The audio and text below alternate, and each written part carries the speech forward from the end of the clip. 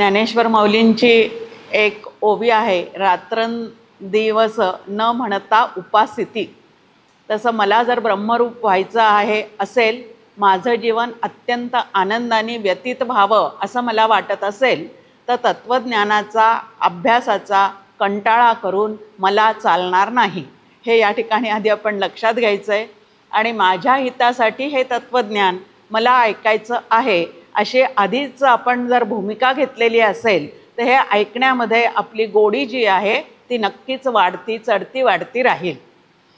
आता काल आपण पाहिलं की हे शांतिमंत्रामध्ये काय आहे, तर ब्रह्म जे आहे ते मला जाणून घेण्यासाठी जी जी शक्ती लागेल, मग ती वाचेची असेल, बुद्धीची असेल, मनाची असेल, ती सर्व शक्ती मला प्राप्त होऊ दे अशी प्रार्थना आपण सगळ्यांनी केलेली आहे.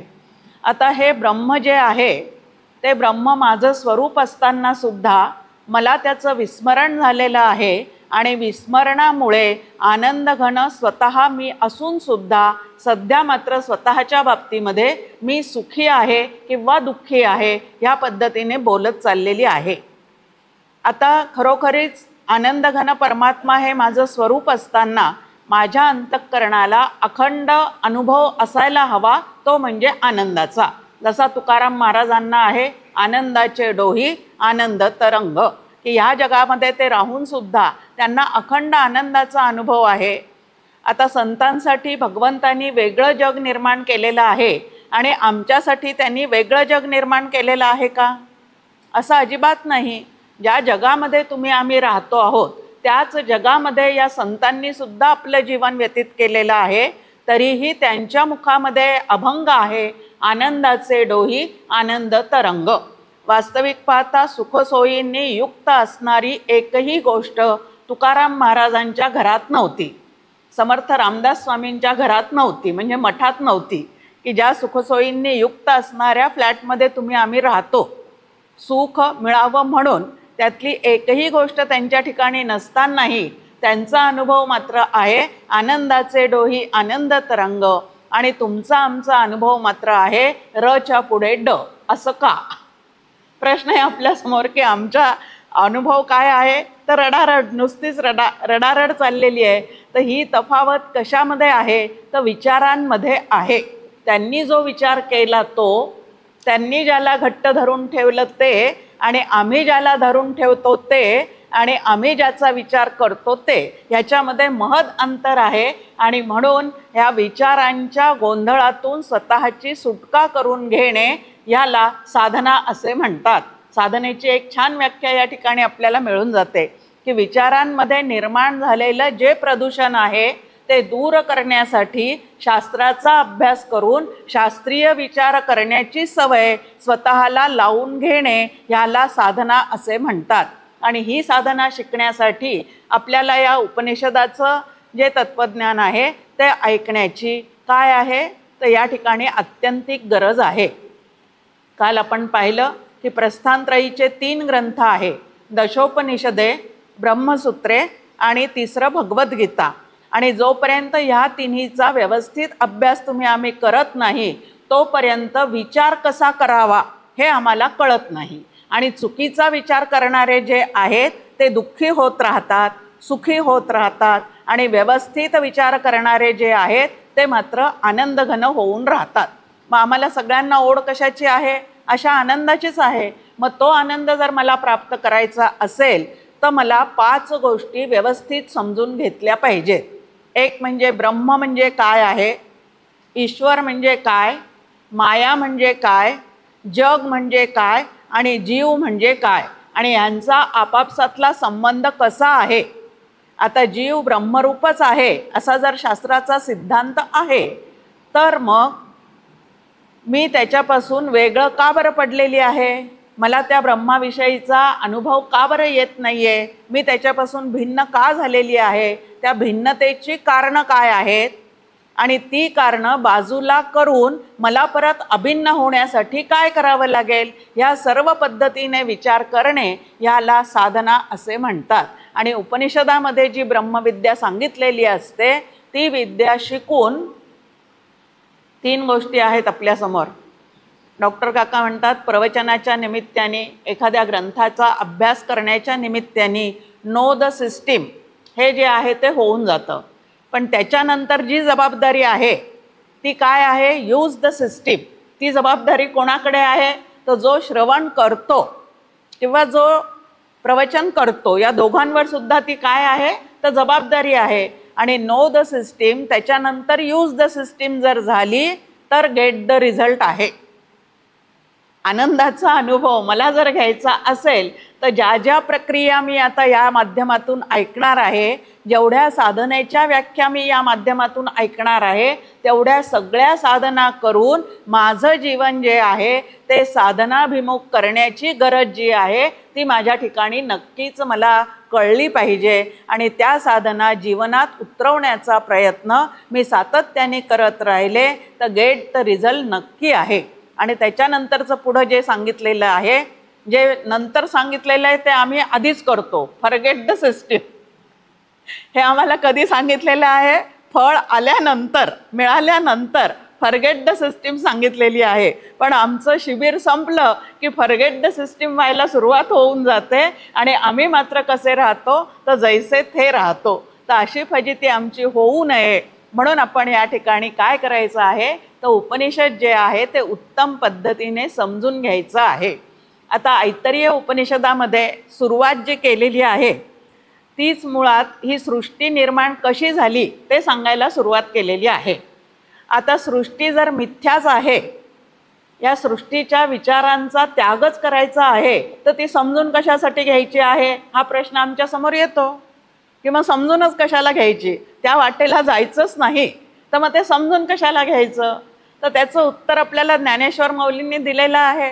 पाहे पा पांडुकुमारा येता स्वरूपाची या घरा, येत असे आडवारा विश्वाभासू. की या स्वरूपाच्या घरापर्यंत मला पोहोचण्यासाठी प्रतिबंध कोण करत असेल तर हा जो विश्वाचा भास आहे तोच मला मोठा अडथळा आहे. आता विश्वाचा भास हा अडथळा आहे का विश्वाला मी सत्य समजून बसते हा अडथळा आहे? हे विश्व जे आहे, हे जग जे आहे ते सत्य आहे, मिथ्या आहे, आभासिक आहे का झालंच नाही, ह्याचा निर्णय जो आहे तो आधी तुम्हाला आम्हाला करून घ्यावा लागतो. जोपर्यंत आभासिक जगाला आम्ही सत्यत्व देऊन ठेवतो तोपर्यंत स्वरूपाच्या घरापर्यंत तुम्ही आम्ही कधीही पोहोचू शकत नाही. आता जग कसं झालं, ते सत्य आहे का मिथ्या, हे सगळं समजून कशासाठी घ्यायचं आहे? तर स्वरूपापर्यंत पोहोचण्यासाठी. आता तुम्ही आम्ही इथे सगळेजण शिवगडला आलो. आता या शिवगडचा पत्ता ज्या वेळेला आम्हाला सांगण्यात येतो त्यावेळेला कोल्हापूरपर्यंत आम्ही सरळ येतो. पण त्याच्यानंतर आम्हाला सांगण्यात येतं की मग एक कागल फाटा लागेल, तिथून वळा, मग निढोरी रस्ता लागेल, तिथून चला. ह्या पद्धतीने आता निढोरीला आम्हाला जायचं नाही, कागलमध्ये आम्हाला थांबायचं नाही. पण कागल आणि निढोरी या दोन गोष्टी समजल्याशिवाय शिवगडपर्यंत पोचता येत नाही. अगदी तसंच इथं आहे की जगामध्ये आम्हाला शिरायचंच नाही, उलट जग जे आमच्या आत शिरलेलं आहे त्याला बाहेर काढून टाकायचं आहे. पण स्वरूपाच्या ठिकाणी पोहोचण्यासाठी आधी जग कसं आहे हे समजून घेणं अत्यंत आवश्यक आहे. आता हे जग मुळातच झालेलं नाही असं तुम्हाला आम्हाला जर कोणी सांगितलं, ज्या जगाकडून तुम्हाला आम्हाला सातत्याने सुखदुःखाचा अनुभव येतो आहे, जे तुम्हाला आम्हाला सातत्याने सत्य वाटतं आहे ते एकाएकी झालंच नाही असं जर कोणी तुम्हाला आम्हाला सांगितलं तर ह्या प्रवचनाला आम्ही बसू का हो? बसणार नाही. मग श्रुती माऊलींनी काय केलेलं आहे? श्रुती माऊली अत्यंत प्रेमळ आहे आणि ती श्रुती माऊली ज्ञानेश्वर माऊलीला जे सांगते ते ज्ञानेश्वर माऊली आपल्या ग्रंथात सांगतात. एकूण काय, श्रुती माऊली आणि ज्ञानेश्वर माऊली ह्या दोघांचंही सांगणं जे आहे ते एकच आहे. मग आता ही श्रुती माऊली जीवाच्या कल्याणासाठी तुम्हाला आम्हाला तुमची आमची समजूत गृहीत धरून, बाबा रे तुला वाटतंय ना जग सत्य आहे, मग निदान पहिल्यांदा ह्याचा तरी विचार कर की हे जग कसं निर्माण झालं. आता मूळचा सिद्धांत कुठला आहे? अजातवाद, अगाजे झालेच नाही त्याची वार्ता पुससी काही. की मुळात ते झालेलंच नाही तर ते आभासिक आहे, झालेलं नाही पण आभासिक आहे, भासमान आहे, आणि जे भासमान आहे ते तुला सत्य वाटायला लागलेलं आहे. तर जोपर्यंत हे जग सत्य आहे अशी तुझी कल्पना आहे तोपर्यंत निदान ह्या पद्धतीने विचार करून पहा की हे जग कसं निर्माण झालं, कोणी निर्माण केलं, त्यामध्ये माझा जो रोल आहे तो नक्की काय आहे, त्यानंतर हा जग चालवणारा जो आहे तो कसा आहे, ह्याचा तरी आधी शांतपणे विचार कर. आणि हा विचार करता करता कर्तृत्व भोक्तृत्व भ्रांतीतून तुमची आमची सुटका करणारे विचार जे आहेत ते इथं आपल्यासमोर मांडून ठेवलेले आहेत. आता प्रत्येक उपनिषदामध्ये ज्या वेळेला आपण जग कसं झालं त्याला अध्यारोपाची मांडणी असं म्हणतात, की जग झालेलं आहे असं समोरच्याची समजूत गृहीत धरून जे विचार श्रुतिमौलींनी आमच्यासमोर मांडलेले आहेत त्याला अध्यारोपाची मांडणी असं म्हणतात. आणि ही अध्यारोपाची मांडणी ऐकत असताना तुम्हाला आम्हाला एक एक विचार ज्या वेळेला श्रुतिमौलीचे आमच्या समोर येतात त्यावेळेला ह्यातलं काहीच मी केलेलं नाही असं लक्षात आणून देण्याचं पहिलं काम श्रुतिमौलीने आमच्यासमोर केलेलं आहे, की बाबा रे तुला जे जग दिसतंय ना त्याचं कर्तृत्व तू अजिबात घेऊ नको, कारण ते तू मुळी केलेलंच नाहीये. ते ज्याने केलेलं आहे त्याच्याकडे कर्तृत्व देऊन टाक, म्हणजे तू त्याच्यातून काय होशील, तो सुटशील. आणि म्हणून हे विचार जे आहेत ते आपल्यासमोर आहेत. आता प्रत्येक उपनिषदामध्ये ही अध्यारोपाची जी मांडणी आहे, म्हणजे जगत कसं निर्माण झालं, ही मांडणी जी आहे ती थोडीफार फरकाने वेगळी वेगळी आहे. कुठं 3च भूतांचा उल्लेख आहे, कुठं 5 भूतांचा उल्लेख आहे, तर कुठे 4 भूतांचा उल्लेख आहे. आता जगाची मांडणी आपल्यासमोर करून ठेवणं हा मुळात उद्देशच नाही आहे श्रुतिमौलीचा, तर ब्रह्मनिर्देश करणं हा उद्देश आहे. आणि म्हणून ब्रह्म सांगताना सगळ्यांची एक वाक्यता आहे, पण जग सांगताना मात्र प्रत्येक जणांनी थोडीफार वेगळी वेगळी मांडणी केलेली आहे. मंदाताई त्याचा एक छान दृष्टांत देतात. त्या म्हणतात, वर्गातल्या मुलांना जर एखादं गणित आपण सोडवायला दिलं तर गणिताचं उत्तर जर चुकीचं आलं तर प्रत्येकाचं वेगळं वेगळं येतं. गणिताचं उत्तर वेगळं वेगळं आलं म्हणजे चुकीचं असेल तर प्रत्येकाचं वेगळं वेगळं येतं, पण ते उत्तर जर बरोबर आलं तर सगळ्यांचं सारखं येतं.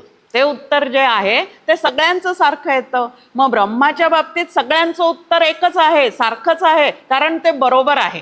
कारण ते बरोबर आहे. आणि जग हे भासमान असल्यामुळे त्याच्याविषयीचं उत्तर जे आहे ते वेगळं वेगळं आहे. आता ज्ञानेश्वर माऊली त्याचे 36 तत्व सांगतात, तर समर्थ रामदास स्वामींनी त्याचे 82 तत्व सांगितलेले आहेत. मग आता ह्याच्यामध्ये काही फरक आहे का? अजिबात नाही. आता एक आपल्या नेहमीच्या व्यवहारातला दृष्टांत, आपल्याच्याने ज्या वेळेला पोळ्या करणं होत नाही त्यावेळेला आपण घरामध्ये एखादी सहकारिणी आणतो, म्हणजे पोळेवाली लावतो.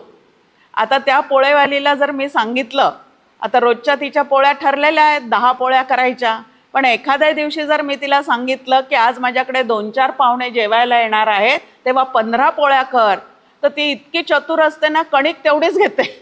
रोज 10 पोळ्या करण्यासाठी जेवढी कणिक लागते तेवढीच ती घेते आणि त्याच्यामध्येच ती 15 पोळ्या करते. आता कणिक तेवढीच आहे, पण कधी 10 पोळ्या करते तर कधी 15 पोळ्या करते. तसं इथं जग नावाची गोष्ट तीच आहे. समर्थांनी 82 पोळ्या केल्या आणि ज्ञानेश्वर माऊलींनी काय केलेलं आहे तर 36चा आकडा आमच्यासमोर ठेवलेला आहे. त्यामुळे त्याच्यात म्हणजे विरोधाभास आहे असं अजिबात नाही. तर निर्देश करायचा जो आहे तो मात्र ब्रह्माचा निर्देश त्यांना करायचा आहे, एवढं लक्षात इथं ठेवायचं आहे. आता इथं आपल्यासमोर पहिल्या मंत्रामध्ये मांडणी आहे की या संपूर्ण सृष्टी रचनेच्या पूर्वी ब्रह्म नावाचं तत्व जे आहे ते एकच होतं.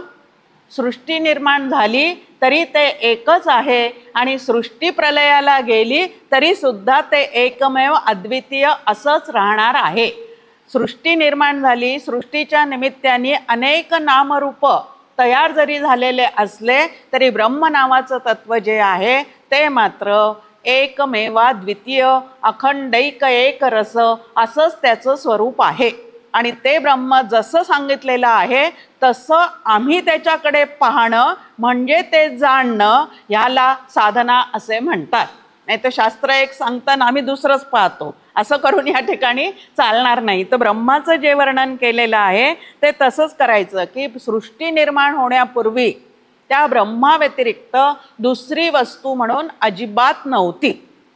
पण त्या ठिकाणी काय झालेलं आहे, आता अध्यारोपाचं मांडणी आपल्यासमोर सुरू आहे. आधीच आपण म्हटलंय त्या ब्रह्माला एकाकी न रमते असं त्याच्या मनामध्ये कळत नकळत एक विचार येऊन गेला आणि बहु व्हावे असं त्याला वाटलं आणि मग ही संपूर्ण सृष्टी जी आहे ती निर्माण व्हायला सुरुवात झालेली आहे.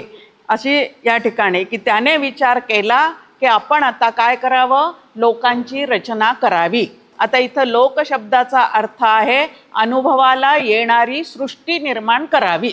लोक शब्दाचा अर्थ काय आहे की अनुभवाला येणारी अशी एखादी सृष्टी या ठिकाणी आपण निर्माण करावी. आता हा त्याचा काय आहे तर खेळ आहे.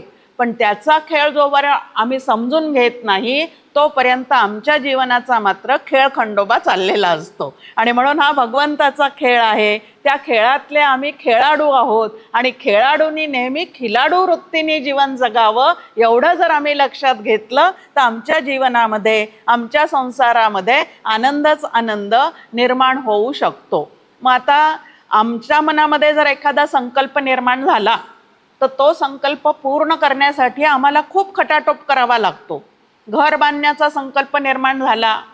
आता घर बांधण्याचा संकल्प निर्माण झाल्यानंतर लोन काढावं लागतं, बिल्डर शोधावा लागतो, जागा शोधावी लागते. या पद्धतीच्या अनेक खटपटी तुम्हाला आम्हाला कराव्या लागतात. पण ह्याच्या मनात संकल्प निर्माण झाला आणि ते सगळं काहीही सामुग्री न जमवता त्याच्या ठिकाणी काय झालेलं आहे, पूर्णपणे निर्माण झालेलं आहे.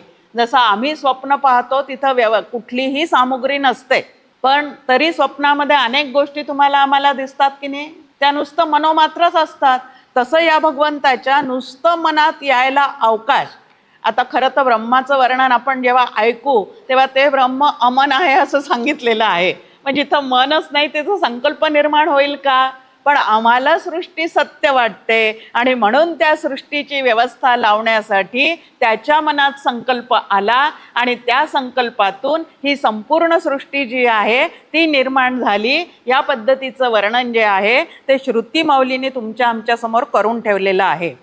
आता संकल्प निर्माण झाल्यानंतर ब्रह्म जे आहे ते अक्रीड आहे, अक्रिय आहे, अपाद पाणी आहे. त्याला हात पाय मन काहीही नाही. मग जिथं हे काहीही नाही त्या ठिकाणी ते काही तयार करणं शक्य आहे का? तयार करणं शक्यच नाही. मग नेमकं काय झालेलं आहे तर मग मायेमध्ये ते प्रविष्ट झालं. आता ब्रह्मा इतकंच ह्या मायेला सुद्धा अनादी असं म्हणतात. ह्या ब्रह्माची सावली म्हणजे माया. ह्या पद्धतीने संतांनी त्याचं आपल्यासमोर काय करून ठेवलेलं आहे तर वर्णन करून ठेवलेलं आहे. आपली सावली जसं आपल्याला सोडून कधीच राहत नाही तसं ब्रह्माची सावली असणारी माया जी आहे ती त्याला सोडून कधीच दुसरीकडे राहत नाही. आता माया या शब्दाची फोड ज्या वेळेला आपण पाहतो त्यावेळेला त्याची फोड आहे जे मुळातच झालेलं नाही ते त्याला माया असं म्हणतात. मा म्हणजे मुळातच झालेलं नाही. मग आता जे मुळातच झालेलं नाही पण तुम्हाला आम्हाला जग सत्य वाटत आहे म्हणून त्याची व्यवस्था लावण्यासाठी माया नावाचं एक तत्व जे आहे ते इथे शास्त्रकारांनी स्वीकारलेलं आहे. आणि मग आता सृष्टी निर्माण करत असताना हे ब्रह्म जे आहे ते अमन असल्यामुळे, अपाद पाणी असल्यामुळे, अक्रिय असल्यामुळे, अक्रीड असल्यामुळे ते तर काहीच करू शकत नाही. मग ते मायेमध्ये प्रविष्ट झालं. मायेमध्ये प्रविष्ट झाल्यानंतर त्याला ईश्वरत्व प्राप्त झालं आणि मग त्याच्याकडून या सृष्टी रचनेला काय झालेली आहे तर सुरुवात झालेली आहे. मग आता मायेमध्ये प्रविष्ट झालेल्या ब्रह्माला ईश्वर असं म्हणतात. ईश्वराची व्याख्या आपल्यासमोर आहे. माया विशिष्ट साभास चेतन याला ईश्वर असं म्हणतात. मग आता त्या ईश्वराकडनं ही सगळी सृष्टी रचना जी आहे ती व्हायला सुरुवात झालेली आहे. पण ईश्वर जो आहे तो त्याच्या ठिकाणी मायेच्या साह्याने तो जे कार्य करतो ती माया त्याच्या स्वाधीन आहे. ती माया जी आहे ती त्याच्या स्वाधीन आहे. ती ईश्वराला विचारल्याशिवाय ती काहीही करत नाही अशी ती त्याच्या स्वाधीन आहे. आणि जीव जो आहे त्याचं वर्णन आपल्यासमोर आहे, अविद्या विशिष्ट साभास चेतन. आता ही अविद्या म्हणजे काय आहे? तर मायेचीच एक शक्ती आहे, जी एका बुद्धीपुरती मर्यादित झालेली माया आहे, तिला अविद्या असं म्हणतात. किंवा ब्रह्मविद्येनी जी नाहीशी होते तिला अविद्या असं म्हणतात. अशी अविद्या शब्दाची आपल्यासमोर व्याख्या ठेवलेली आहे शास्त्रांनी. मग अविद्या विशिष्ट साभास चेतन असा जो जीव आहे, तो जीव मायेच्या अधीन आहे. आणि माया विशिष्ट साभास चेतन असा जो ईश्वर आहे, त्याच्या माया अधीन आहे. आपण त्याच्या मायेच्या अधीन आहोत आणि माया ईश्वराच्या अधीन आहे, त्याच्या स्वाधीन आहे. म्हणून ईश्वरापुढे मायेचं काहीही चालत नाही. आणि म्हणून मायेतून आम्हाला सुटायचं असेल तर त्या ईश्वराचं नाव घ्यावं लागतं. मग त्याचं नाम घेता घेता या मायेतून तुमची आमची काय होते, तर सुटका होऊन जाते. अशी ही व्यवस्थित सगळी रचना जी आहे ती आपल्यासमोर या ठिकाणी मांडण्यात आलेली आहे. मग आता त्याला ज्या वेळेला तो मायेमध्ये प्रविष्ट झाला, एकनाथ महाराजांचा हरिपाठ आहे, त्याच्यामध्ये ते अत्यंत सुंदर वर्णन करतात की जीव आणि शिव जे आहे ते एकाच ब्रह्माचे दोन प्रतिबिंब आहेत. एक मोठा आरसा आहे आणि एक छोटा आरसा आहे. काय आहे? तर मोठा आरसा आणि छोटा आरसा. बस छोट्या आरसात छोटं दिसतं, मोठ्या आरशात मोठं दिसतं. मग जीवापेक्षा ईश्वर जो आहे तो कसा आहे, तर सर्वव्यापी आहे. जीव जो आहे तो अल्पव्यापी आहे. पण दोघांमध्ये सुद्धा ब्रह्म नावाचं तत्व तेवढं तितकं आणि तसंच भरून आहे. आणि ते ब्रह्म मी आहे असा जो अभ्यास आहे तो या ठिकाणी तुम्हाला आम्हाला करायचा आहे. मग इथं आपल्यासमोर आहे की त्यांनी ज्या वेळेला याची निर्मिती करायला सुरुवात केली, त्यावेळेला मायेचा अंगीकार केला. आणि मायेचा अंगीकार करून नामरूपती माया चौदेह तियेची काया स्वप्नादी भूलभुलैया तियेचाची. की मायेमध्ये प्रविष्ट होऊन त्याने जी सृष्टी निर्माण केलेली आहे, ती सृष्टी ज्या वेळेला त्या सृष्टीत जीवात्मा निर्माण झाला, आता तो कसा झाला ते आपण नंतर पाहूयात. पण ज्या वेळेला हा जीव या सृष्टीमध्ये आला आणि त्याला ही संपूर्ण नामरूपात्मक सृष्टी दिसायला लागली, त्यावेळेला ज्याच्या सत्तेवर ही सृष्टी दिसायला लागली ते तत्व तो विसरून गेला आणि दिसायला लागणारं नामरूपात सृष्टीमध्ये मात्र तो अडकत गेलेला आहे. आणि हा जो काही परिणाम आहे तो कोणाचा आहे, तर मायेचा आहे. मायेचे दोन स्वरूप आपल्यासमोर ठेवलेले आहेत, एक संवादी माया आणि एक विसंवादी माया. दुसऱ्या भाषेत बोलायचं झालं तर त्या मायेच्या दोन शक्ती आहेत, एक मोहिनी शक्ती आणि दुसरी ज्ञानशक्ती. अशा तिच्या दोन शक्ती आहेत. तर संवादी माया म्हणजे ज्ञानशक्ती, विसंवादी माया म्हणजे मोहिनी शक्ती. आता जीव जेव्हा तिच्या मोहामध्ये म्हणजे नामरूपाला सत्य समजून आणि मी माझेचा भ्रम वाढवून त्याच्यामध्ये गुंतत चालला, त्यावेळेला विसंवादी मायेनी जणू काही त्याला काय केलेलं आहे, तर वेढा घातलेला आहे. आणि आता हा वेढा घातलेल्या जीवाला जर त्याच्यातून सुटायचं असेल तर त्यांनी संवादी मायेच्या साह्याने म्हणजे श्री गुरूंनी, शास्त्रांनी, संतांनी दिलेल्या विचारांच्या साह्याने ह्या गुंत्यातून स्वतःची सोडवणूक करायची आहे. संपूर्ण ज्ञानेश्वरी लिहिल्यानंतर ज्ञानोबा माऊली आपल्याला काय सांगतात, येथ अविद्या नाश हे स्थळ. काय करायचं आहे, मोक्षोपादान हे फळ, इही दोहीसी केवळ कारण ज्ञान.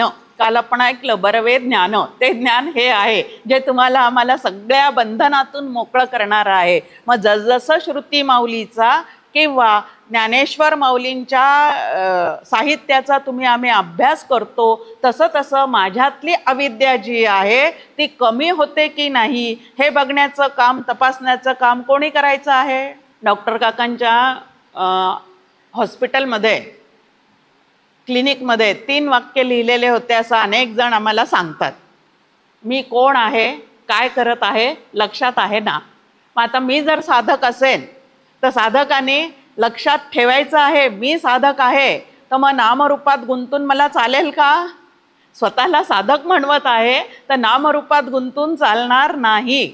असं सातत्याने स्वतःला इथं बजवावं लागतं. आणि जोपर्यंत असं स्वयंसूचनेचा आधार घेऊन ऐकलेल्या श्रवणाचं आम्ही मननामध्ये रूपांतर करत नाही, तोपर्यंत स्वरूपाच्या घरी आम्ही काय होत नाही, तर पोचत नाही. आणि म्हणून ह्या सगळ्या गोष्टी ज्या आहेत त्या मनापासून श्रवण करायच्या, श्रवण केलेल्या चित्तामध्ये धारण करून ठेवायच्या, धारण करून ठेवलेल्या त्या सगळ्या प्रक्रिया व्यवहारामध्ये उपयोगात आणायच्या, आणि मग गेट द रिझल्टपर्यंत आम्ही सगळेजण नक्की पोचू शकतो. मग नामरूपादी जी काय एवढी सगळी सृष्टी निर्माण झालेली आहे, ती सृष्टी आम्ही जेव्हापासून सत्य समजायला लागलो तेव्हापासून आम्ही तिच्यामध्ये आसक्त होत चाललो.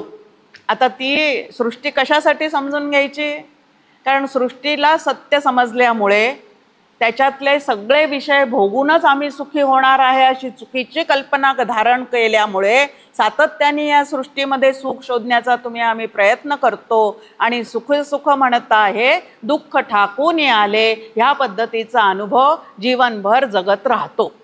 चाललाय शोध सुखाचा, प्राप्त होतंय दुःख, आणि गाणं जीवनात गातो आहे एक धागा सुखाचा अन 100 धागे दुःखाचे. आणि संत मात्र त्यांचा अनुभव आम्हाला सांगतात, दुःख नाही ओखदा एवढे, औषधा एवढं सुद्धा दुःख आमच्याजवळ नाही असं संत सांगतात. आणि आम्ही मात्र एक धागा त्या पद्धतीने म्हणत राहतो. मग आता ह्याच्यातून मला सुटायचं असेल तर सत्य तत्व कुठलं आहे, हे जग कशा स्वरूपाचं आहे, हे सगळं आम्हाला काय करावं लागतं, तर लक्षात घ्यावं लागतं. आता इथं आपल्या समोर आहे, तेथ माया लघु लागवी जीवा ते पीसे लावी मी जन्मे निमे म्हणवी रडवी जयाते. की ही जी माया आहे ती माया ह्या जीवाला काय करून टाकते, तर पिसं लावलेलं आहे, वेड लावलेला आहे, सत्य नसून मीच सत्य आहे असं दाखवत चाललेली आहे. आता अविद्येचा परिणाम म्हणून 3 गोष्टी आपल्या समोर नेहमी आपल्या ठिकाणी जाणवत राहतात. जे सत्य आहे ते असत्य आहे असं आम्हाला जी जाणवून देते तिला अविद्या असं म्हणतात. जे दुःखरूप आहे तेच सुख आहे असं आम्हाला समजायला लावते तिला अविद्या असं म्हणतात. मग आता ह्या पद्धतीने चुकीचे विचार आमच्या ठिकाणी लावून देते ती अविद्या आहे. मग या अविद्येतून मला सुटायचं असेल तर मला संवादी माया धरायला पाहिजे. म्हणजे मला काय वाटतं हे बाजूला ठेवायचं आणि शास्त्राने काय सांगितलं या सृष्टीबद्दलचा निर्णय तेवढाच फक्त लक्षात ठेवायचा. मला भलेही ती सत्य वाटू दे पण शास्त्राने काय सांगितलं ती मिथ्या आहे. भगवद्गीतेमध्ये आपल्या समोर वर्णन आहे या संपूर्ण विश्वामध्ये फक्त 2च गोष्टी आहेत, एक सत आणि दुसरी असत. ह्याच्याशिवाय या संपूर्ण जगतामध्ये दुसरं काहीही नाही. आता सत म्हणजे काय तर काल आपण त्याचं व्याख्या पाहिलेली आहे की जे तिन्ही काळी असतं, जे कधीही नाहीसं होत नाही, जे सृष्टीच्या रचनेपूर्वी होतं, जे सृष्टी आहे तेव्हाही आहे आणि सृष्टीचा प्रलय ज्याच्यामध्ये होतो असं जे असतची असे नावाचं तत्व आहे त्यालाच फक्त सत असं म्हणतात. मग आता असत नावाचं जे दुसरं आहे ते काय आहे प्रश्न आला आपल्यासमोर की 2च गोष्टी जगतात आहे. मग सत म्हणजे काय ते समजून घेतलं. मग असत म्हणजे काय तर जे मुळातच नाही त्याला असत असं म्हणतात. आता मुळातच नसलेल्या गोष्टीचं उदाहरण शास्त्राने आपल्याला दिलेलं आहे. सशाला शिंग नसतातच, आकाशाला फूल नसतंच. ह्या पद्धतीने ते 2 उदाहरणं त्याचे नेहमी दिलेले आहेत की सशाला शिंग कधी असतात का, कधीही नाही. 3रं उदाहरण आहे वांझेचा पुत्र.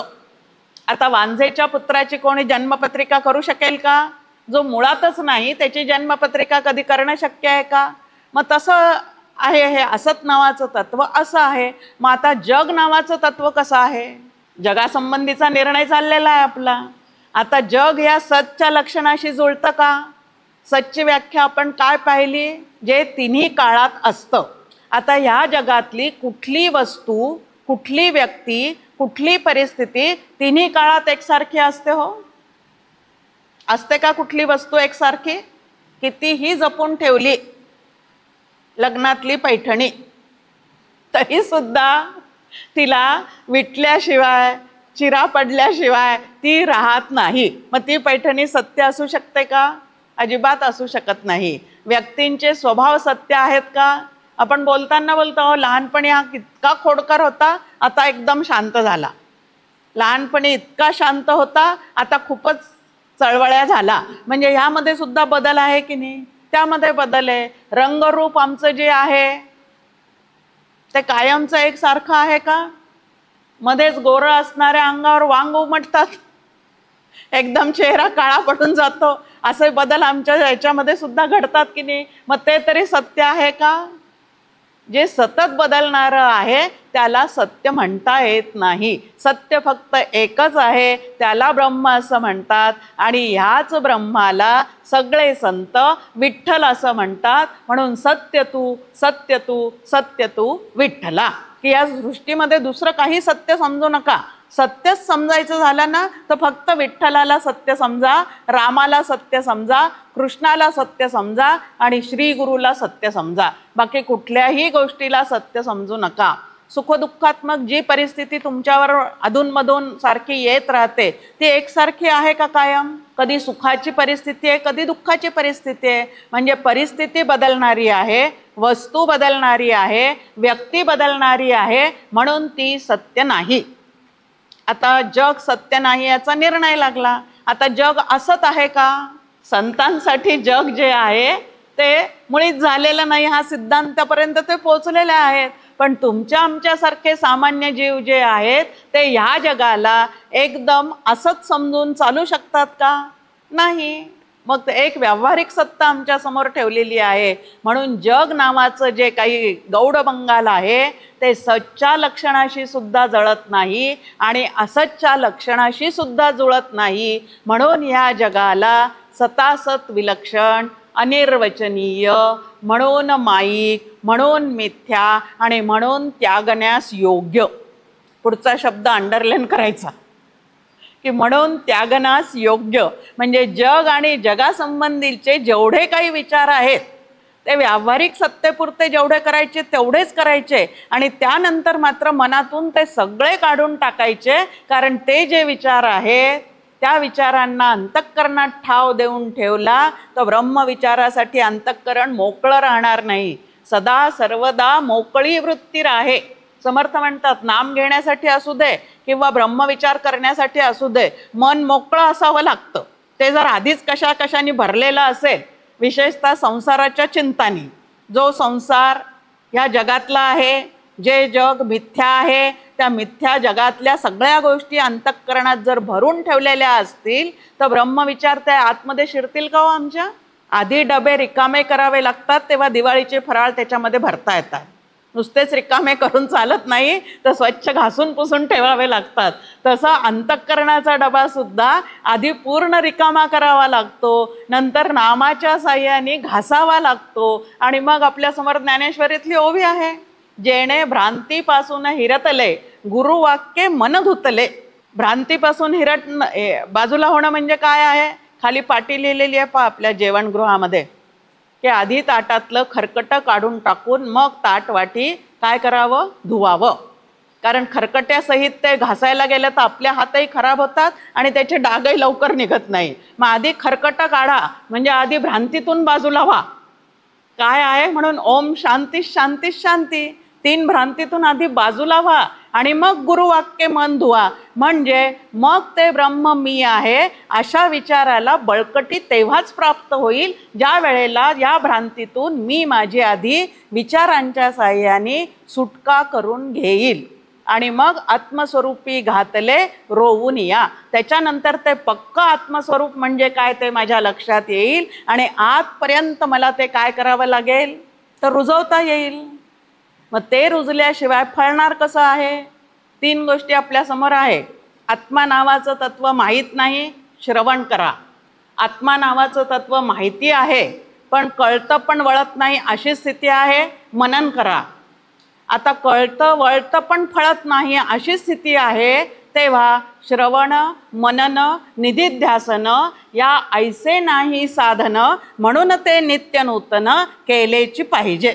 श्रवणा इतकं महत्त्वाचं साधन दुसरं कुठलंही नाही. आणि ते श्रवण सुद्धा काल आपण पाहिलं की कसं करावं? सजग अंतःकरणाने.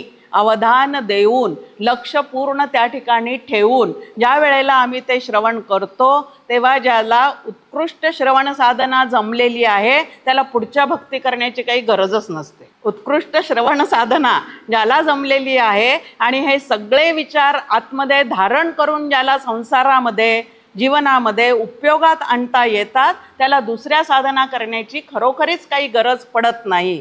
पण आम्हाला ती गरज पडते. कारण काय आहे? पहिल्याच परीक्षेत पास होऊन गेलो नाही, काही विषय मागे राहिले, म्हणून परत ऑक्टोबर आहे, म्हणून परत एप्रिल आहे. पहिलीच परीक्षा उत्तम तऱ्हेने पास केलेली असेल तर परत परत त्या परीक्षांना बसावं लागत नाही. अगदी तसंच इथं आपल्या समोर आहे की हे नामरूपात्मक जी माया आहे त्याने तुम्हाला आम्हाला पिसं लावलेलं आहे. वास्तविक पाहता नाम आणि रूप या दोन्हीही गोष्टी कशा आहेत? बदलणाऱ्या आहेत. आमचं नाव बदलतं की नाही हो सासरी आल्यावर? मग ते नाव सत्य आहे का हे नाव सत्य आहे? कुठलं नाव सत्य आहे? कित्येक जण आपले आडनावं सुद्धा बदलून घेतात जर आवडत नसेल त्यांना. तर काही काही विचित्र आडनावं असतात, ते पुढच्या पोरांना आवडत नाही, मग ते आडनावं सुद्धा काय करतात? फॉर्म भरून देतात आणि बदलून घेतात. मग नाव बदलणारं आहे, आडनाव बदलणारं आहे, रूप बदलणारं आहे, स्वभाव बदलणारं आहे, देहाची स्थिती बदलणारी आहे, कुटुंबाची परिस्थिती बदलणारी आहे, आर्थिक परिस्थिती बदलणारी आहे, आणि तरी त्याला मी सत्य समजून बसते. हाच मोठा भ्रमाचा भोपळा जो आहे तो आमच्या चित्तामध्ये आहे. शनिवार आला की मारुतीसमोर नारळ फोडलं जातं, पण या ब्रह्मासमोर फोडायचं असेल तर भ्रमाचा भोपळाच फोडावा लागतो. त्याच्याशिवाय हे ब्रह्म नावाचं तत्व जे आहे ना ते तुम्हाला आम्हाला लक्षात येत नाही. मग ही माया कशी आहे? तर जीवाला गुंतवून ठेवणारी आहे. आता त्या मायेने आम्हाला गुंतवलेलं आहे की आम्ही तिला न ओळखल्यामुळे आम्ही त्याच्यात अडकत चाललेले आहोत. नेमकं काय आहे? शास्त्र आपल्याला सांगतं विचारापुढे माया टिकत नाही. शास्त्रशुद्ध विचार करणाऱ्या पुढे या मायेचं काहीही चालत नाही. मग आता अशी असून सुद्धा त्याच्यामध्ये आम्ही गुंतलेले आहोत. कशा पद्धतीने गुंतलेले आहोत? दृष्टांत पाहिला की आपल्याला लक्षात येतं. पूर्वीच्या काळी गवळी आपल्या घरी येऊन दूध घालत होता. त्याच्यानंतर तो बंद झाला. कित्येक वर्ष बाटल्या घरी येत होत्या. आरेच्या बाटल्या यायच्या की नाही, दुधाच्या म्हणून आपल्या घरी यायच्या. आता तेही बंद झालं आणि आता काय यायला लागलं? पिशव्या यायला लागल्या. आता ह्या पिशव्या ज्या आहेत त्या आपण थोडंसं त्याचा कॉर्नर कापतो, दूध ओतून घेतो आणि त्या टाकून देतो. आता त्या टाकून दिल्यावर त्याला दुधाचा वास शिल्लक असतो, काही थोडंसं दूध त्याच्यात असतं, आणि त्या कचरा पेटीत टाकल्या तरी मांजर कुत्रे ते काय करतं? सगळं बाहेर काढून टाकतं. आता मांजरीला त्या दुधाच्या वासाची त्याची एवढंही काही मोहिनी असते, ती म्हणजे त्या मांजरीचं अन्न असल्यामुळे एवढा मोह त्याला असतो की त्यात राहिलं सायलेलं चाटण्याचं त्याला काय असतं? तर त्या ठिकाणी उत्सुकता असते. मग आता त्या एवढंसं टोक आपण त्याचं काढलेलं असतं, मग स्वतःच्या पायाच्या नखांमध्ये घेऊन हळूहळू ते फाडत जाते. असंच एक मांजरीचं पिल्लूनी एक पिशवी आमच्या अंगणामध्ये फाडली. फाडल्यानंतर त्याचं थोडंसं तोंड मोठं झालं, आणि मोठं झाल्यावर ते दूध चाटता चाटता त्या पिशवीत पूर्ण तोंड त्याचं अडकून पडलं. चाटता चाटता काय झालं तर तो त्या मांजरीचा चेहरा जो आहे तो पूर्ण त्या पिशवीमध्ये अडकून पडला. आणि आता दूध चाटून पूर्ण झाल्यावर त्या पिशवीतून ती बाहेर येऊ पाहते तर तिला काही लवकर बाहेर येता येत नव्हतं. आता गमतीने आपण तो खेळ पाहतो, पण नंतर मग तिची पिशवी आपणच काढून टाकली की अरे बाबा ती त्याच्यामध्ये अडकलेली आहे. तसं या मायेच्या पिशवीमध्ये विषयात सुख आहे असं समजून जे अडकत सुटलो तर त्याच्यातून आपल्याला बाहेर काढण्यासाठी आपलं बळ पुरत नाही. आता त्या मांजरीचं बळ त्याला पुरलं नाही, म्हणून काय केलं? दुसरं कोणीतरी येऊन तिचं ती पिशवी काढून टाकली. तसं आपलं बळ पुरत नाही, म्हणून ईश्वराला आणि श्री गुरूंना साथ घालावी लागते, त्यांच्या चरणी बसावं लागतं. तेव्हा ही मायेची पिशवी जी आहे ते काढून टाकण्याचं काम जे करतात त्यांना सद्गुरू असं म्हणतात. आणि हे सद्गुरू प्राप्त होण्यासाठी आपल्याला काय करावं लागतं? तर आधी ईश्वर नावाचं एक तत्व आहे. आता पूर्वीच्या आईवडिलांचे आपल्यावर एवढे उपकार आहेत की त्यांनी आपल्याला देव आहे हे शिकवलेलं आहे. बाहेर जाताना त्याला पाया पडून जा, परीक्षेला जाताना त्याला पाया पडून जा, त्याला नैवेद्य दाखव, त्याची पूजा कर, हे सगळं आईवडिलांनी आपल्याला शिकवलेलं असल्यामुळे देव आहे असा जो भाव पाहिला आपण आधीच्या प्रवचनामध्ये. भाव भाव म्हणजे काय भाव असतो, भाव शब्दाचा अर्थ आपल्यासमोर आहे, त्याची व्याख्या आपल्यासमोर आहे. त्या शब्दाचा अर्थ आहे भगवंताच्या अस्तित्वाच्या निश्चयाला भाव असं म्हणतात. काय आहे त्याची व्याख्या? भगवंताच्या अस्तित्वाच्या निश्चयाला भाव असं म्हणतात. आणि ज्याचा हा भाव आहे की भगवंत आहेच, मग होईल ते होय नाका, जाईल ते जाये नाका. पण तुमचा आमचा ईश्वरावरचा भाव कसा आहे सद्यस्थितीमध्ये? अनुकूल सगळं घडत राहिलं तर ईश्वर आहे, आणि प्रतिकूल होत चाललं तर किंवा नामसाधना करतो, सगळ्या साधना करतो, पण तो आहेच असा निश्चय आहे का हो? आता प्रल्हादाचा केवढा निश्चय आहे, माझा भगवंत सर्वव्यापी आहे, ह्याच्यावर त्या प्रल्हादाचा केवढा निश्चय आहे. आणि त्या निश्चयामुळे वडिलांनी विचारलं या खांबात तुझा देव आहे का, तर तो स्पष्ट हो म्हणतो. आणि आम्हाला विठ्ठलासमोर उभं राहून नमस्कार करताना कोणी विचारलं की विठ्ठल आहे का, तर अरे बाबा सगळे म्हणतात म्हणून आहे असं आम्ही समजतो. आम्ही खात्रीपूर्वक सांगतो का विठ्ठल आहेच त्याच्यामध्ये? आम्हाला तो मूर्तीतही दिसत नाही, आम्हाला तो गुरुतही दिसत नाही, मग जगात दिसण्याचा प्रश्नच येत नाही. आणि त्याचा भाव केवढा आहे त्याला भाव म्हणतात. प्रल्हादाचा जो भाव होता त्याला भाव म्हणतात. आणि कठोपनिषदामध्ये आपल्या समोर ब्रह्माविषयी सुद्धा असाच भाव धारण केला पाहिजे हे कठोपनिषदाने सांगितलेलं आहे. अस्ति इति उपलब्धव्यो, की ब्रह्म नाही असं समजू नका. नाही समजाल तर ते तुम्हाला कधीच प्राप्त होणार नाही. नकारात्मक विचारांनी माणसाला काहीच प्राप्त होत नाही. सकारात्मक विचारांनी मात्र कधीतरी केव्हा तरी जे त्याला हवं आहे ते नक्की प्राप्त होऊ शकतं. म्हणून ब्रह्म सद्यस्थितीमध्ये आमच्या ठिकाणी नाही असं वाटतं, ते आहे की नाही अशी शंका आहे, तरी ज्या अर्थी संतांनी सांगितलेलं आहे, ज्या अर्थी ज्ञानेश्वर माऊलींनी सांगितलेलं आहे, ज्या अर्थी श्रुती माऊलींनी सांगितलेलं आहे, त्या अर्थी मला ते कळत नसलं तरी ते नक्की आहे. आणि ते जे ब्रह्म आहे तेच मी आहे असं श्री गुरूंनी सांगितलेलं असल्यामुळे मी तेच असलं पाहिजे असं लक्षात ठेवून सोहम साधना जर आम्ही केली तर कधीतरी केव्हा तरी अहम ब्रह्मास्मीचा अनुभव जो आहे तो नक्की येऊ शकतो.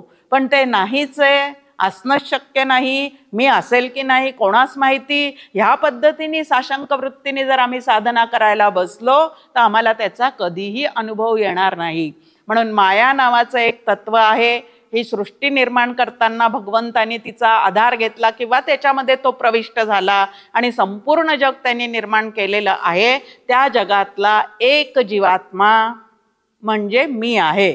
आता मी या ठिकाणी जो आहे तो कसा निर्माण झाला वगैरे आपल्यासमोर आहे. आता या मायेचं वर्णन करत असताना ज्ञानेश्वर माऊली आपल्यासमोर म्हणतात, हे भ्रमाचे महाद्वीप, हे जग कसं आहे ते सांगताना माऊली म्हणतात, हे भ्रमाचे महाद्वीप, हे व्याप्तीचे रूप, सर्वत्र व्याप्त आहे नामरूपांनी ही सृष्टी सुद्धा, पण ते कसं आहे तर भ्रमरूप आहे. विकार उमप या केले, की अनेक विकार याच्यामध्ये नामरूपात्मक तयार झालेले आहेत. उत्पत्ती स्थिती लय हा या संपूर्ण सृष्टीला विकारच निर्माण झालेला आहे. आणि या सृष्टीतला जो देहात्मा आहे म्हणजे जीवाला जो देह प्राप्त झालेला आहे तो सुद्धा अस्ति जायते वर्धते विपरिमनते अपक्षीयते आणि म्रियते, ह्या 6 विकारांनी तो देह सुद्धा काय झालेला आहे तर बांधून पडलेला आहे. आता असं जे जग आहे त्या जगामध्ये सगळे जे विषय तुम्हाला आम्हाला दिसतात, विषयांची हिरवळ जी तुम्हाला आम्हाला दिसती, त्या विषयांचा भोग घेऊन कोणीतरी सुखरूप झालेला आहे का हो? आता भागवत ग्रंथ तुम्ही आम्ही सगळेजण ऐकतो, भागवतातल्या कथा ऐकतो, त्या प्रत्येक कथेमध्ये काय आपल्यासमोर मांडणी आहे, सगळ्या राजा लोकांच्या कथा त्याच्यामध्ये दिलेल्या आहेत. आणि ते राजे संपूर्ण भोग भोगल्यानंतर कित्येक वर्ष भोग भोगलेले आहेत, 90 वर्ष किंवा हजारो वर्ष असं पण त्या भागवतात त्यामध्ये दिलेलं आहे. मग एवढे वर्ष ते भोग भोगल्यानंतर सुद्धा त्या राज्याचा राज्यभोगाचा त्याग करून आत्मज्ञानासाठी वनात जात होते, अशी मांडणी आहे की नाही? मग याच्यावरून आम्ही लक्षात काय घ्यायचं भागवत ऐकताना, की या भोगामध्ये सुद्धा पूर्ण सुखरूपता नाही. त्याचा त्याग केल्यानंतरच पूर्ण सुखरूपता प्राप्त होऊ शकते. तैत्तरीय उपनिषदामध्ये आपल्यासमोर सगळ्यात आनंदी कोण याची एक कारण आनंद मीमांसा मांडलेली आहे. आणि त्यामध्ये आपल्यासमोर मांडणी आहे की ह्याच्यापेक्षा तो, त्याच्यापेक्षा तो, असे अनेक अनुभवाचे प्रांत सांगितलेले आहेत. आणि सगळ्यात शेवटी सांगितलेलं आहे, जो वैराग्यशील आहे, ज्याच्या सर्व वासना पूर्णपणे क्षीण झालेल्या आहेत, असा जो विरक्त पुरुष आहे आणि जो ब्रह्मानुसंधानामध्ये सदैव रमलेला आहे, तोच फक्त आनंदरूप आहे. आणि त्याच्या व्यतिरिक्तचे सगळेजण जे आहेत ते मात्र कसं आहेत, तर पूर्णपणे ह्या कामवासनेमुळे काय झालेले आहेत. कामवासना म्हणजे एकच वासना आधी डोळ्यासमोर आपल्या येते, पण शब्दकाम, रूपकाम, रसकाम, गंधकाम, स्पर्शकाम असे 5 जे विषय आहेत त्यांच्या विषयीच्या ज्या इच्छा आहेत त्या इच्छा पूर्ण करून मी सुखी होईल असं जर मला वाटत असेल तर तो एक मोठा भ्रम आहे. विषयजनित सुख हे सौख्य होणार नाही असं समर्थांनी आम्हाला सांगितलेलं आहे. आम्हाला ते पाठ आहे, पण विषयांचा नाद सुटत नाही. आमची फजिती कशी चाललेली आहे, या पद्धतीची चाललेली आहे. त्याही ठिकाणी आपल्यासमोर ज्ञानेश्वर माऊलींची एक ओवी आहे, हे कामाची मांडवी, हे मोहवनीची माधवी, इथे प्रसिद्धची दैवी, माया हे नाम. या मायेचं स्वरूप कसं आहे की अशा अनेक कामवासना आमच्या मनामध्ये निर्माण करून देणं आणि त्याच्या पाठीमागे आमच्या चित्ताला लावून देणं, हे जे अविद्येचं काम आहे त्याच्यातून आम्ही काय केलं पाहिजे, तर स्वतःची सोडवणूक केली पाहिजे. ऐतरेय उपनिषद मांडत असतानाही मला ज्ञानेश्वरीतल्या ओव्या शोधून आणाव्या लागतात, कारण माऊलींचं काहीतरी बोलणं इथं सांगावं लागतं. अर्थात जे काही उपनिषदात सांगितलेलं आहे तेच भगवद्गीतेत आहे, आणि भगवद्गीतेवरची टीका म्हणजे ज्ञानेश्वर माऊलींची ज्ञानेश्वरी आहे. म्हणून यातलंच तत्वज्ञान त्यामध्ये मराठी ओवीमध्ये तुमच्या आमच्या समोर अत्यंत सोपं असं करून ठेवलेलं आहे. तर ही दैवी, या मायेलाच दैवी म्हणतात, शक्ती म्हणतात, माया म्हणतात, अविद्या म्हणतात, प्रधान म्हणतात, असे अनेक तिचे नावं आहेत. ती तिची एक काय आहे, तर शक्ती आहे. आणि त्या शक्तीतून आम्हाला कोण सोडवू शकतं, तर ती शक्ती ज्याच्या अधीन आहे त्याचं नामस्मरण करता करता, त्याचं चिंतन करता करता या मायेतून काय होऊन जातं, तोच आमची सोडवणूक करतो. आणि मग आपल्यासमोर आहे रघुराज थक्कित होऊन पाहे.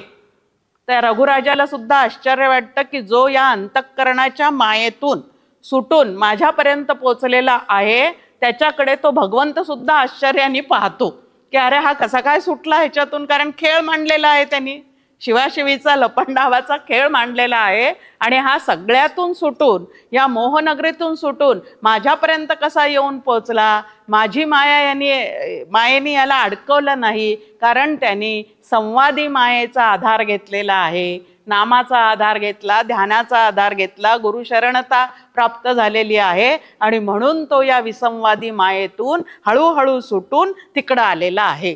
मग आता ह्या मायेमध्ये प्रविष्ट झाल्यानंतर त्या भगवंतांनी सृष्टी रचना करायला जी सुरुवात केलेली आहे त्याच्या संदर्भात आपल्यासमोर इथं श्लोक आहे की त्याने या लोकांची निर्मिती केली. अंभ मरीची मर आप, स्वर्ग लोकांपलीकडे अंभ त्याचा त्याला आधार आहे. मरीची म्हणजे अंतरिक्ष, मर म्हणजे पृथ्वी व तिचे खाली पाणी आहे.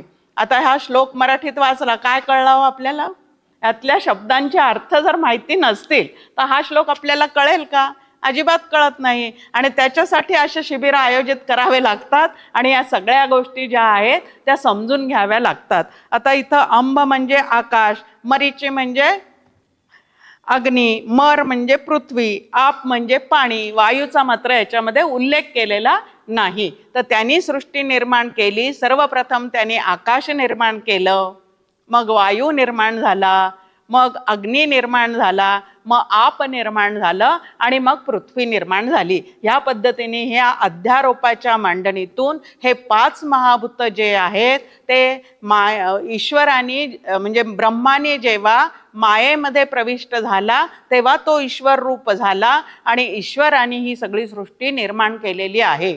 आता ह्याच 5 महाभूतांचा गोळा म्हणजे माझा देह आहे असं ज्ञानेश्वर माऊली तुम्हाला आम्हाला सांगतात की नाही? देह पंचमहाभूतांचा मेळावा काय सांगितलेलं आहे?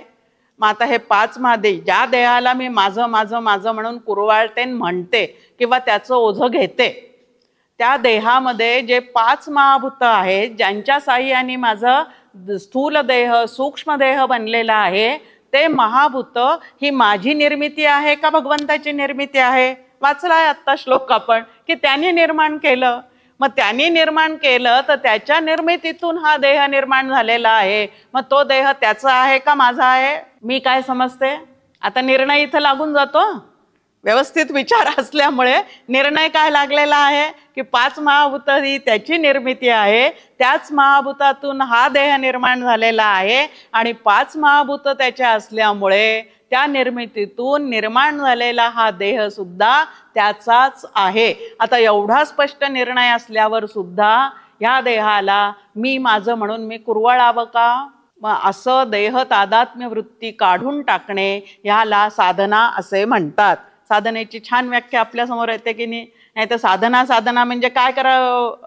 13 माळा ओढल्या, 1 पारायण ठोकलं, संध्याकाळी काय म्हणायचं ते म्हटलं, 1 वारी केली की आम्हाला वाटतं आमचं सगळं झालं. असा दिवसभर विचार करता करता कधीतरी आम्ही या भ्रमातून मोकळं होण्याची काय असते तर शक्यता असते. म्हणून 5 महाभूतांचा जो देह बनलेला आहे तो देह माझा नसून त्याचा आहे आणि म्हणून त्याच्या कार्यासाठी, त्याला जाणण्यासाठी आणि त्याला समर्पित होण्यासाठी तो जो वापरतो, त्याच्या जीवनामध्ये धन्योहम धन्योहम असे उद्गार त्याला काढता येतात. त्याचं जीवन अत्यंत कृतार्थ होऊन जातं आणि हे त्याचं आहे असं न समजता फक्त माझं आहे, हे जग माझ्यासाठी भगवंतांनी निर्माण केलेलं आहे आणि त्यातले सगळे भोग मला मात्र भोगलेच पाहिजेत, ही भावना मनामध्ये ठेवून जो या जगतामध्ये वावरत राहतो तो मात्र पुनरपि जननम पुनरपि मरणम ह्या चक्रातून त्याची अजिबात सुटका होत नाही. म्हणून या सगळ्या गोष्टी ज्या आहेत त्या छान पद्धतीने आम्ही इथं समजून घ्यायच्या आहेत. मग आता हे जग कसं आहे जे आत्ता आपण म्हटलं की आता उपनिषदामध्ये, तैत्तरीय उपनिषदामध्ये आपल्यासमोर मांडणी आहे की त्यांनी आकाश, त्यानंतर वायू, अग्नी, आप आणि पृथ्वी हे 5 महाभूत निर्माण केल्यानंतर तो आकाशामध्ये प्रविष्ट झाला. आता आकाशात प्रविष्ट झाला म्हणजे आकाशातून पुढे पुढे निर्माण होणाऱ्या सगळ्या ह्याच्यामध्ये सुद्धा तो काय झालेला आहे? प्रविष्ट झालेला आहे. मग आता सर्वामध्ये तो भगवंत प्रविष्ट झालेला आहे आणि म्हणून साधना म्हणून आमच्या समोर ओवी काय ठेवली गेलेली आहे? पृथ्वीमध्ये जितुकी शरीरे तितुकी भगवंताची घरे. 5 महाभूतांचा हा देह जो आहे तो देह म्हणजे भगवंताचं घर आहे. मग ह्या घरामध्ये राहणारा प्रत्येक जीवात्मा जो आहे तो भगवंताचं रूप आहे की नाही? मग भगवंताचं रूप आहे. मग माहेरचे जे आहेत ते माझे खूप जवळचे आहेत. आता ज्याला अद्वैताचा अभ्यास करायचा त्यांनी सासर आणि माहेर असं द्वैतही मनामध्ये ठेवू नये, कारण तिकडेही माणसं आहे तिकडेही माणसं आहेत. दोन्ही माणसांमध्ये चैतन्य आहे आणि ते चैतन्य हे सर्वत्र सदा सम आहे. जितकं माहेरी आहे तितकं सासरी सुद्धा आहे. म्हणजे फक्त बायकांसाठी नाही, सासूरवाडीत आहे असं इकडच्यांनी समजायचं की जेवढं इकडं आमच्या घरच्या लोकांमध्ये आहे तितकं सासूरवाडीच्या लोकांमध्ये सुद्धा ते तितकंच तेवढंच प्रविष्ट झालेलं आहे आणि त्यामध्ये तो भगवंतच आहे. समर्थांची एक अतिशय सुंदर ओवी मार्गदर्शक आपल्यासाठी इथं आहे. त्यामध्ये समर्थ आपल्याला म्हणतात की देह देऊळ आत्मा देव, कोठे धरू जाता भाव, देव ओळखून जीव तेथेची लावावा. आम्ही जो जीव लावतो, अहो आमचा तुमच्यावर फार जीव आहे. म्हणजे कशावर जीव आहे? आमचा देहावर जीव आहे, नातेसंबंधावर जीव आहे, त्यांच्या गुणांवर जीव आहे. पण आतल्या चैतन्यावर जीव ठेवलाय का आम्ही? ते आमच्या लक्षात आहे का? ते नाही लक्षात आहेत. तर देह देवळासारखा आहे आणि आत्मा चैतन्य, कुटस्थ चैतन्य असं ज्याला म्हणतात तो या देह राऊळातला देव आहे. आता आम्ही ज्या देहामध्ये वावरतो आहो किंवा इतर देहांसोबत आमचा संबंध येतो त्यावेळेला देव ओळखून जीव जीवात्म्याने आपला जीव कुठं लावायचा आहे आणि कुठं लावला?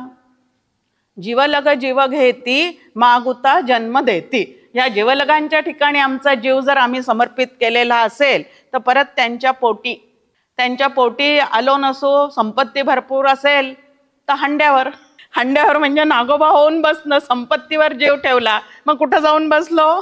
तिथं नागोबा होऊन बसलो. अशी काहीतरी आपली फजिती करण्यापेक्षा नरदेहात आलेल्या जीवात्म्यांनी अत्यंत उत्तम असे शास्त्रातले विचार स्वतः करण्याचा प्रयत्न करावा, सर्वाभूती असणारा परमेश्वर ओळखावा आणि आपला जीव तेथे लावावा. जीव तेथे लावल्याने जीव बंधनातून मुक्त होणार आहे आणि इतर ठिकाणी जीव लावल्याने आम्ही त्यामध्ये अडकून पडणार आहोत. मग आता बंधनात पडायचं आहे का मोकळं व्हायचं आहे हे आतल्या जीवानी ठरवायचं आहे. देव ओळखून जीव तेथेची लावावा. आतला देव ओळखा आणि नेमकं मी कशाच्या ठिकाणी माझा जीव लावला पाहिजे, जीव टाकला पाहिजे हे त्या ठिकाणी समजून घ्या आणि मग जीवनामध्ये वागा. खूप छान आहे आपल्या समोर पहा. समर्थ या देहाला एक शरीरा ऐसे यंत्र आणिक नाही असं म्हणतात. आता आपण आपल्या घरात ज्या वेळेला नवे यंत्र आणतो, मिक्सर आणतो, डिशवॉशर आणतो, त्यानंतर कपडे धुण्याचं मशीन आणतो, त्या सगळ्या यंत्रासोबत एक पुस्तिका दिलेली असते आपल्याला, युजर मॅन्युअल. ती पुस्तिका दिलेली असते. त्याच्यामध्ये हे यंत्र कसं वापरावं ह्याची सगळी माहिती असते. तसं सगळ्या संतांचे ग्रंथ, श्रुती माऊलीचा संदेश म्हणजे हे यंत्र कसं वापरावं याचं मॅन्युअल आहे की तुम्ही समजून घ्या. देहात आलेले आहात, नरदेहात आलेले आहेत, मग त्या नरदेहाच्या माध्यमातून मला काय अचीव करायचं आहे, काय मला मिळवायचं आहे, माझं ध्येय काय असलं पाहिजे हे त्याच्यातून शिकून घ्या आणि मग या जगतामध्ये अत्यंत आनंदाने काय करायचं आहे तर प्रवेश करायचा आहे आणि वावरायचं आहे. पण हे काहीच समजून घेत नाही आणि तसंच जातो तसंच वागत राहतो मनाला येईल तसं. त्याच्यामुळे सगळा गोंधळ जो आहे तो त्याच्यामुळे होतो. मग आता हा देह जो आहे किंवा हे जग जे आहे, जे आत्ता सांगितलं की मायेत तो प्रविष्ट झाला, मग ते जर ईश्वर निर्माण झाला, मग त्यांनी हे जग निर्माण करायला सुरुवात केली, मग 5 महाभूत झाले, हे सगळं झालं म्हणून सांगितलं तरी सुद्धा हे जग कसं आहे त्याचा निर्णय दिला. म्हणून रज्जूवरी जैसा आहे देखना कातर वेळी पाहे, तैसे जगत हे होई ब्रह्मावरी. की हे जे जग ब्रह्मापासून झालेलं आहे किंवा ब्रह्मावर भासत आहे, आता पासून झालेलं नाहीच बरं का, ते काय आहे पासून झालेलं नाही. आता दही ज्या वेळेला होतं ते दुधापासून होतं, पण तसं हे जग झालेलं नाहीये ब्रह्मापासून की विरजण लावलं दुधाला मग दही झालं, तसं हे झालेलं नाहीये. मग हे कसं झालेलं आहे तर परत उत्तर आपल्या समोर, रज्जूवरी जैसा आहे. जसं एखाद्या खोडाकडे संध्याकाळच्या वेळेला रस्त्याने जाता जाता आपलं लक्ष गेलं आणि तिथं काही हालचाल दिसली तर त्या स्थानूवर आपल्याला एखाद्या पुरुषाचा भास होतो. आता तिथं प्रत्यक्ष पुरुष आहे का, पण तो भास कशामुळे झालेला आहे? एक तर तिथं काय आहे हे माहिती नाही, दुसरं त्याच्यावर पुरेसा प्रकाश नाही आणि त्यामुळे त्या ठिकाणी हालचाल दिसली, मग ती आपल्याच सावलीची हालचाल असते, पण आपल्याला मात्र काय वाटतं तिथं काहीतरी आहे. तसंच दोरी पडलेली आहे, तिथं दोरी पडलेली आहे हे मला माहिती नाही, त्या दोरीवर पुरेसा उजेड नाही आणि पुरेसा उजेड नसल्यामुळे मी तिथून जाताना वाऱ्याने जर ती दोरी हलली तर मला मात्र त्या ठिकाणी सापाचा काय होतो, भास होतो. आता तो सापाचा भास खरा आहे, खोटा आहे का अनिर्वचनीय आहे? तो भास नेमका कसा आहे त्या ठिकाणचा? पूर्ण प्रकाश नव्हता, तिथं काय पडलं हे मला माहिती नव्हतं, म्हणून भास निर्माण झाला. भास निर्माण झाल्यानंतर काही काळ तो मला सत्यत्वाने ग्रासायला लागला आणि म्हणून भय नावाचा विकार जो आहे तो माझ्या मनामध्ये निर्माण झाला आणि भय निर्माण झाल्यानंतर मी आरडाओरडा केला आरडाओरडा केल्यावर कोणीतरी माझ्या मदतीला धावून आला आणि त्याच्या हातामध्ये टॉर्च होता, त्याच्या हातामध्ये कंदील होता आणि म्हणून त्यांनी तुला कुठं काय दिसलं म्हणून विचारलं, तेव्हा तो कंदील, तो टॉर्च त्यांनी तिकडं टाकल्यानंतर, त्याचा उजेड तिथं पडल्यानंतर तिथं सर्प नसून दोरी आहे हे मला कळलं आणि मग उगीचच मला भ्रम झाला असं वाटलं, उगीचच मी घाबरले, तिथं सर्प नव्हता. तसं ब्रह्माचं आणि आत्म्याचं देहाच्या आतल्या ज्ञान झाल्यानंतर उगीचच इतके दिवस मी रडत राहिले असं वाटेल आम्हाला, की काहीच रडण्याचं कारण नव्हतं, काहीच आरडाओरडा करण्याचं कारण नव्हतं. पण भासलेल्या सापाला जितक्या वेळ सत्यत्व मी दिलेलं आहे तोपर्यंत भयाचा विकार माझ्या आतमध्ये त्याचं काम करतच राहणार आहे. भय दाखवण्याचं काम करणार, मृत्यूचं भय वाटणार, तो मला चावेल का काय, त्याची बाधा मला होईल का काय, हे सगळं काही त्याच्यामुळे होऊन जाणार आहे. आता इथं तो भासलेला साप जो आहे किंवा भासलेला तो सर्प जो आहे तो घालवण्यासाठी काठीचा उपयोग आहे का, सर्पमंत्र म्हणून त्याला पकडून नेणाऱ्याचा उपयोग आहे का, कशाचा उपयोग आहे? फक्त उजेडाचा उपयोग आहे. तसं आमच्या चित्तातले सगळे भ्रम घालवण्यासाठी कशाचा त्या ठिकाणी उपयोग आहे? तर शास्त्र शुद्ध विचारांचा उजेड जोपर्यंत तिथं पडत नाही तोपर्यंत ह्या भ्रमातून माझी सुटका होत नाही. मग आता या शास्त्र विचारांचा टॉर्च कोणाच्या हातात असतो? कोण येतं आपण आरडाओरडा केल्यावर मला आता या सगळ्या दुःखातून सोडवा, आता मला हे सहन होत नाही, आता मला वेगळा काहीतरी अनुभव पाहिजे, असा जेव्हा आमचा आरडाओरडा होतो त्यावेळेला तो भगवंत संतांच्या माध्यमातून, श्रीगुरूंच्या माध्यमातून आमच्याकडे हातात टॉर्च घेऊन येतो. आणि तो टॉर्च आणल्यावर आत्ता आपण म्हणलं की हा श्लोक आम्ही वाचला, त्याच्यात दिला तसा मराठीतच आहे, पण तो पूर्ण प्रकाश पडला का? इथं नाही पडला. मग त्याच्या अर्थ पाहिल्यानंतर प्रकाश पडतो. मग या सगळ्या गोष्टींचे अर्थ समजून सांगण्याचं काम जो करतो त्याला श्री गुरु असं म्हणतात. आणि असे श्री गुरु आयुष्यात आल्यानंतर भ्रांतीतून मोकळं करण्याचं काम जे आहे ते सगळे विचार ते आम्हाला देतात. पण त्यांनी दिलेले विचार जे आहेत ते मला उपयोगात आणता आले पाहिजेत. आता डोळ्याला व्यवस्थित दिसत नाही म्हणून डॉक्टरांकडे जातो, डॉक्टर डोळे तपासतात, ते डोळे तपासल्यानंतर आता तुमचा नंबर वाढलेला आहे असं सांगतात. आता एवढ्याने फक्त काम होतं का हो आमचं? त्यांनी नंबर वाढलेला आहे असं सांगितल्यानंतर त्या नंबरचा चष्मा करून डोळ्यावर घातल्याशिवाय आम्हाला समोरची वस्तू दिसते का? नाही. मग आता इथं सुद्धा आम्हाला सगळं जगाचं स्वरूप काय, ब्रह्माचं स्वरूप काय, माझं स्वरूप काय, ईश्वराचं आणि माझं नातं काय आहे हे सगळं समजून घेण्यासाठी त्यांनी जी वैचारिक दृष्टी दिलेली आहे त्या दृष्टीचा चष्मा आमच्या डोळ्यावर घातल्याशिवाय आम्हाला हे सगळे बदल जे आहेत ते स्वतःच्या विचारांमध्ये करता येणार नाहीत. आणि म्हणून ज्ञानदृष्टीचा चष्मा डोळ्यावर घातल्याशिवाय तुम्हाला आम्हाला ब्रह्म नावाचं तत्व जे आहे ते नक्की कळू शकत नाही. सर्प प्रकाश ज्योती न मिळे, जगत ज्ञान प्रकाशे मावळे, तववरी भुलती सगळे विवर्ताने. आता रज्जूवर भासलेला जो सर्प आहे त्याला विवर्त असं म्हणतात, त्याला भास असं म्हणतात, त्याला अध्यास असं म्हणतात आणि अध्यासाला जो सत्य समजतो त्याला भ्रमिष्ट असं म्हणतात. भ्रमिष्ट कोणाला म्हणतात? साध्या भाषेत त्याला वेड लागलेला आहे. वेड लागलेला आहे म्हणजे काय झालेलं आहे? जे जसं आहे तसं न समजता काहीतरी विपरीत पद्धतीने तो स्वतःला समजतो आहे, जगाला समजतो आहे, त्याला आपण म्हणतो त्याला वेड लागलेला आहे. मग आता जे जसं आहे तसं पाहण्याची दृष्टी जी आहे, ज्ञानदृष्टी जी आहे, विवेकदृष्टी जी आहे, भावदृष्टी जी आहे ती विकसित करून देण्याचं काम जे करतात त्यांना सद्गुरू असं म्हणतात. आणि त्यांनी ती दृष्टी प्राप्त करून दिल्यानंतर तो चष्मा मी डोळ्यावर काय केलं पाहिजे? म्हणजे त्या दृष्टीने जगाकडे, जीवाकडे पाहण्याचा जो आहे तो प्रयत्न करायला शिकलं पाहिजे. आणि जोवर असा प्रयत्न होत नाही तोपर्यंत शिबिरात येतो, वह्या भरवतो, कॅसेट जमवतो, ग्रंथ भरपूर घरी नेतो, पण काय करावं हो, वेळच मिळत नाही. एकदा त्या रगाड्यात गेलो की परत आपलं सुरू होतं की वेळच मिळत नाही. वेळ मिळत नाही असं अजिबात नाही, वेळेचं नियोजन करावं लागतं. डोंगरे शास्त्री आपल्यासमोर छान मांडणी करतात की 24 तासाचा दिवस आहे, 12 तास तुम्ही प्रपंच करा. किती तास सांगितले प्रपंच करायला? आवडतो ना आपल्याला, मग 12 तास प्रपंच करा. 8 तास प्रपंचाने थकलेले आहेत म्हणून झोपा काढा. 8 तास झोपायला सांगितलंय, 4 तास उरले. आता काम करून करून खूपच शेंडले आहे, मनोरंजनाकडे जास्ती कल आहे, 3 तास रोज काहीतरी पहा. घरीच आहे डबडं. मकरंद बुवा या टीव्हीचं काय करतात विश्लेषण? टी म्हणजे ताबडतोब, व्ही म्हणजे वाटोळं.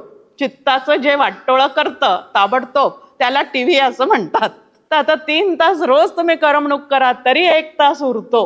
आणि या 1 तासामध्ये तरी स्वतःच्या हिताचं, त्याही पलीकडे जाऊन ज्ञानेश्वरी माऊली आपल्याला म्हणतात, मोटके निमिषभरी दे तू जाय.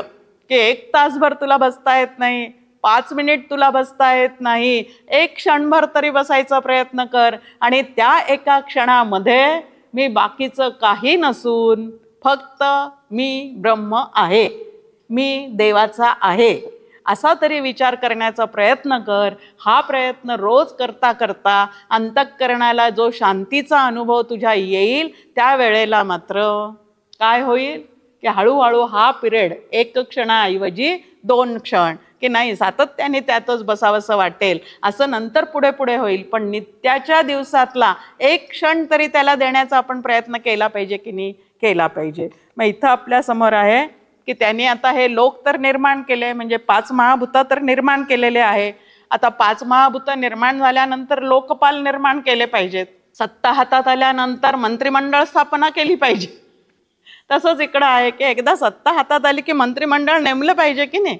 ते फार दिवस लांबून चालत नाही. मग इकडं आता ही सगळी सृष्टीरचना सुरुवात केलेली आहे, तेव्हा आता काय केलं पाहिजे? तर लोकपालांची निर्मिती केली पाहिजे. आणि म्हणून ते लोकपाल कसे निर्माण केले आपण पाहिलं. उजव्या हातातून कोण निर्माण झालं, डाव्या हातातून कोण निर्माण झालं, अशा पद्धतीने त्यांनी ते सुरुवात केलेली आहे. मग त्यांनी काय मनुष्याकृती एक संकल्प केला, तो डोळ्यासमोर आणला आणि त्याद्वारे या ठिकाणी जीवाची निर्मिती केलेली आहे. आता ही जीवाची निर्मिती करत असताना सुद्धा त्यांनी ते कसं केलेलं आहे ते आपल्यासमोर खंड 2मध्ये सांगितलेलं आहे. की आता पहा, एखादं यंत्र तयार करत असताना सुरुवातीला त्याचे वेगळे वेगळे पार्ट निर्माण करावे लागतात. वेगळे वेगळे पार्ट निर्माण करावे लागतात. आता वेगळे वेगळे पार्ट सगळे निर्माण करून ठेवलेले आहेत, तर ते काही उपयोगाला येतात का हो? दुकानात सगळे आहे, स्पेअर पार्टचं दुकान आहे.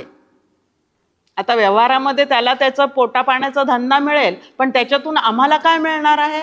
मग ते सगळे वेगळे वेगळे पार्ट एकत्र जोडल्यानंतर काहीतरी कार नावाचं, स्कूटर नावाची गोष्ट तयार होते आणि मग ती तुमच्या आमच्या उपयोगाला येते. अगदी इकडं तसंच त्यांनी 5 महाभूत निर्माण केले, त्यानंतर 5 विषय निर्माण केले, ते 5 विषय भोगण्यासाठीचे इंद्रिय निर्माण केले, त्या इंद्रियांच्या एक एक देवता निर्माण केल्या.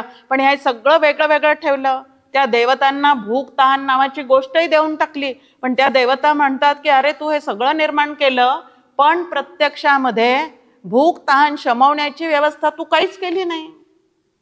ज्या वेळेला या सगळ्या गोष्टी एकत्र येतील त्यावेळेला त्याला काहीतरी खाता पिता येईल की नाही? नुसतं वेगळं तोंड निर्माण करून ठेवलं, कान वेगळा निर्माण करून ठेवला, नाक वेगळं निर्माण करून ठेवलं, तर काही करता येणार आहे का? मग हे सगळी जोडणी जी आहे ती तुला करावी लागेल. मग आता ती जोडणी करत असताना इथं आपल्या समोर आहे की त्या देवता भगवंताला म्हणाल्या की आम्ही जेथे राहिल्यावर आम्हास अन्न भक्षावयास मिळेल, म्हणजे काहीतरी आम्हाला कार्य करता येईल अशी काहीतरी तू जोडणी जी आहे ती आमच्यासाठी करून दे.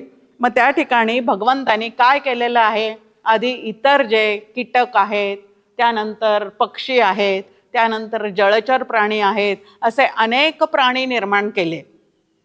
त्या देवतांना ते काही पसंत पडले नाहीत. मग त्या परत भगवंताला शरण गेल्या आणि म्हणाल्या आम्हाला हे काही पसंत पडलं नाही. मग त्यांनी म्हटलं की आता तुम्हाला दुसरे तयार करून देतो. मग पहिल्यांदा त्यांनी गायीचा सांगाडा तयार केला, त्या देवतांसमोर ठेवला, त्यांना म्हटलं की ह्याच्यामध्ये तुम्ही प्रविष्ट व्हा. त्या देवता त्याच्यामध्ये प्रविष्ट झाल्यानंतर भगवंतानी त्यांना प्रश्न विचारला की तुम्हाला बाहेर काय काय दिसत आहे. आता गायीच्या शरीरात शिरल्यानंतर त्या देवता ज्या वेळेला बाहेर पाहायला लागल्या त्यावेळेला त्यांना बैल, गोठा आणि कडबा एवढ्या 3च गोष्टी दिसायला लागल्या. मग त्या देवता भगवंताला म्हणतात या 3च गोष्टी आम्हाला दिसत आहेत म्हणून आम्हाला हा देह सुद्धा सांगाडा फारसा पसंत पडला नाही. मग आता तुम्ही काय करा.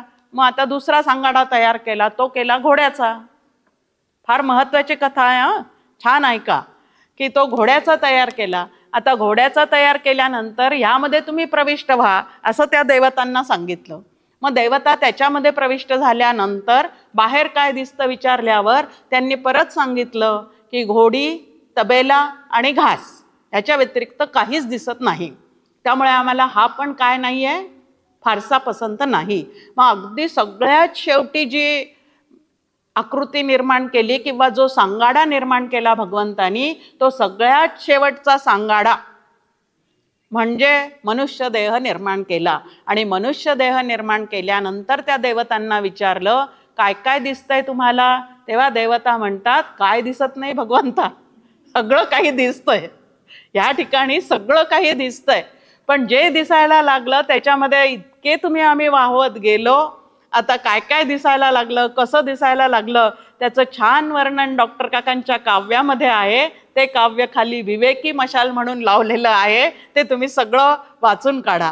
अतिशय सुंदर पद्धतीने की सृष्टी रचना कशी केली ती किती सुंदर होती, सगळं सुंदर होतं. पण हे सगळं असताना सुद्धा भगवंतालाही एक विचार पडला की अरे हे सगळं झालेलं आहे परंतु हे माझ्यापर्यंत परत येऊन पोचण्याची जी व्यवस्था आहे ती मात्र आता मला परत करावी लागेल. नाही तर ह्या मोहमयी दुनियेमध्ये हे इतके अडकून पडतील की जो खेळ मी सुरू केलेला आहे.